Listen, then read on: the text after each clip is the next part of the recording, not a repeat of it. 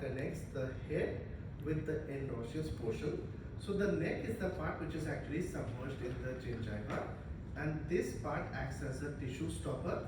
So once you place the screw, this prevents the gingiva from growing over the screw head. Because this part we want this to remain free so that we can engage power chains or whatever we have to.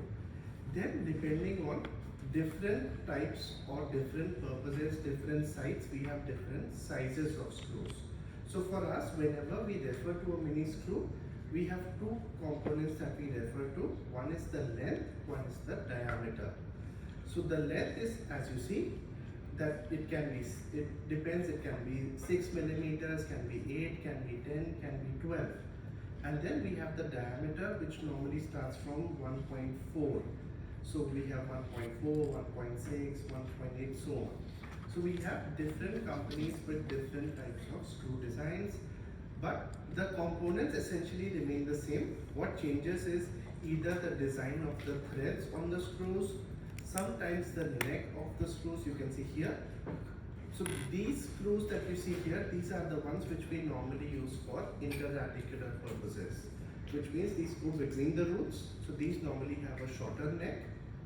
These screws that you see with the longer neck, we normally use them for infrazygomatic or buccal shelf screws. So we normally have a much longer neck on these.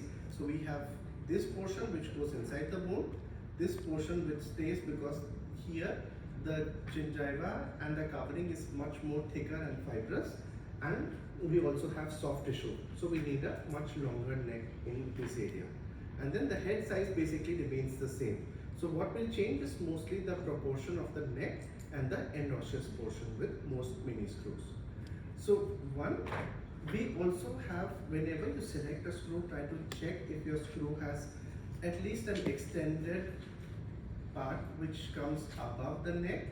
This will prevent any soft tissue overgrowth over the screw. The moment you start to see soft tissue growing over this, there is big chance that there is peri-implantitis or failure. So mini screws fail a lot more easier compared to the regular implants that we use, because they are more exposed to the gum. There is more chance of food lodgement, there is more chance of peri-implantitis, because unlike the screws that you use or the implant that you use that undergoes proper osseointegration, this only undergoes mechanical interlocking. So it doesn't osseointegrate so that you can reverse wind it whenever you have to. Okay, so what we want is to make sure that once we place the screw, we try to make sure the patient has good plaque control, they clean well around the screw, then only it becomes fit or suitable to be used as anchorage. So ideally, if you are planning to activate a screw next month, it's a good idea to place it this month. Usually we don't do immediate loading on the screws. There is a good chance if your patient's oral hygiene is not good, it may fail easily and then we have to replace it again.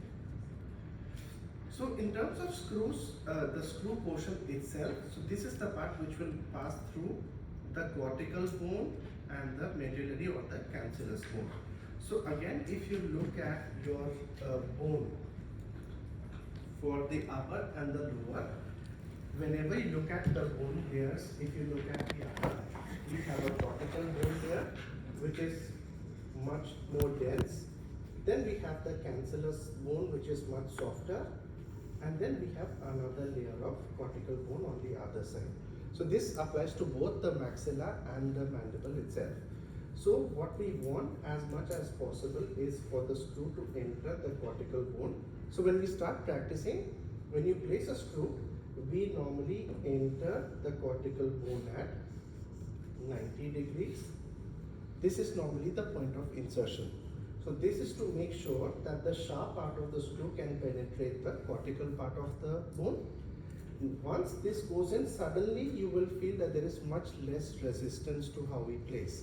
Once you see much less resistance, now you can go in much more easier. But this is also the time when we start to angulate the screw. So which means ideally your screw should be somewhere around 45 degrees from the surface of the bone. So once this goes in, we start to angulate this. If it's the upper, it goes up. If it's the lower, it goes down. So if it's the lower, basically your screw goes like this. If it's the upper, it goes in like this. And then you keep continuing, because this will give you a lot more dimension than if you just keep going straight. So what you don't want is to come out of this side. You basically want to keep the screw within here. So we elongate this so you get more exposure to the cortical and the cancellous bone compared to if we were to just go straight. Okay. So the screw part, now we again, when we look at the screw designs, there are many different types of screw designs depending from band to band. So we have self-drilling types, we have self-tapping. I'll explain these as we go on. We also have cylindrical or tapered screw designs. So if you look at these are more cylindrical in design. If you look at the traditional intraventricular, they are more tapered in design.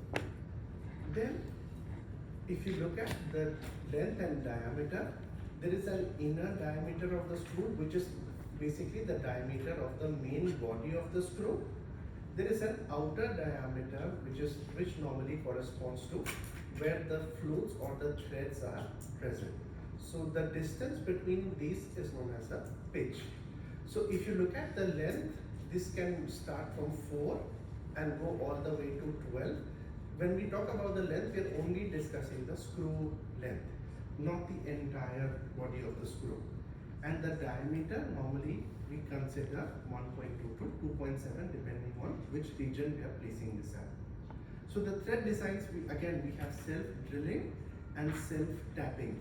So let's say if you can place, so this afternoon we have, if you are using the driver directly to insert a screw, normally this is called as self-drilling, which means we don't need to create a pilot hole. We just take a screw, we fix the angulation, we know where we have to place this, and we start to place this already without having to create a pilot hole. So for those who are doing implants, you know we normally have a pilot drill, right? So we use it to create a punch. If you're using a pilot drill to create a punch, then we call those screws are basically self-tapping. So self-drilling goes in directly without a pilot drill. Self-tapping normally requires a pilot drill. Now why do we have both?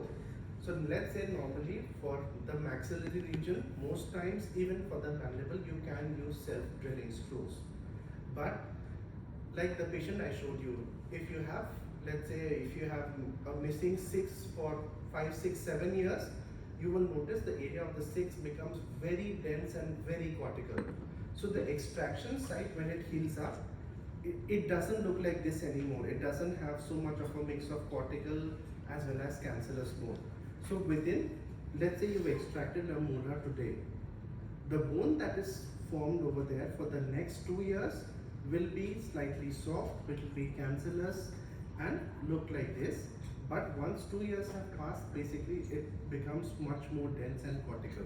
Now it becomes very difficult for you to place a self-drilling screw. So whenever you have a place where you want to insert a screw and it has a long-standing missing tooth over there, those cases you do require to have a self-tapping screw. So if you have a missing 6, you want to place a screw there, the ideal type of screw you should use is a self-tapping screw. So you can use it with a pilot drill. You also have a micromotor where you can use that micromotor to insert the screw using the micromotor. So we don't use the self-drilling there. You will notice the problem with self-drilling is even if you use a pilot drill, sometimes it's too dense. When you try to put too much of rotational force or torque, the screw breaks.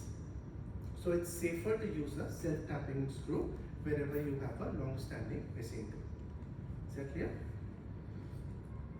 So here, this is what they look like. So self-drilling normally has a broader insertion point. Self-tapping normally has a sharp point here.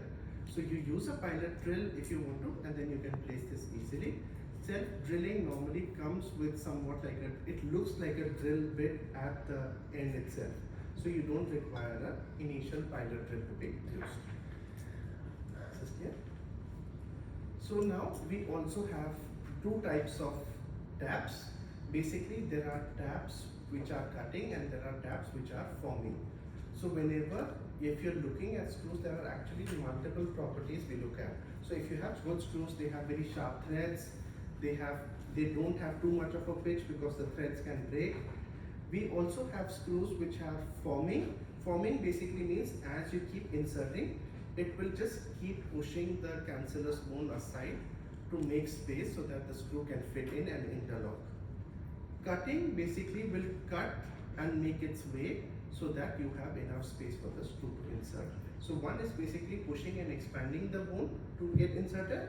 One is actually chipping away at the bone so that the screw can be inserted. So it just depends on, again, which type of screw we are using. For me personally, I prefer forming tabs again rather than cutting. So the more expensive screws normally will come with forming tabs.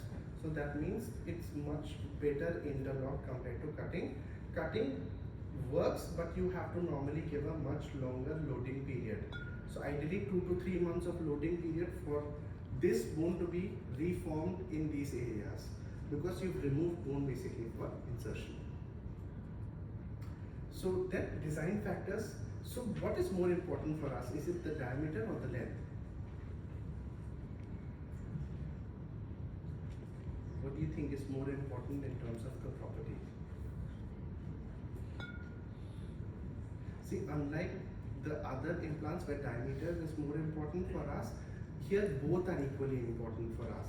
So depending on which side, because anteriors normally the diameter has to be lesser, the length has to be lesser, because the sandwich layer between the two cortical bones is much smaller. But if you go posteriorly, it's wider, so you can place bigger diameter and bigger length screws. If you go to IZC buckle shelves, you have even bigger diameter and bigger length screws. So actually both for us go hand in hand, because these screws are much thinner when you compare it with the prosthodontic screws. So these are much thinner. So if we, let's say we increase the diameter too much, it won't give us forming or tapping or cutting very easily. If you make it very thin and make it much longer, the fracture resistance goes down. So that means when you place it with torque, there is a good chance sometimes the screw may break. So depending on which side, for us both are equal.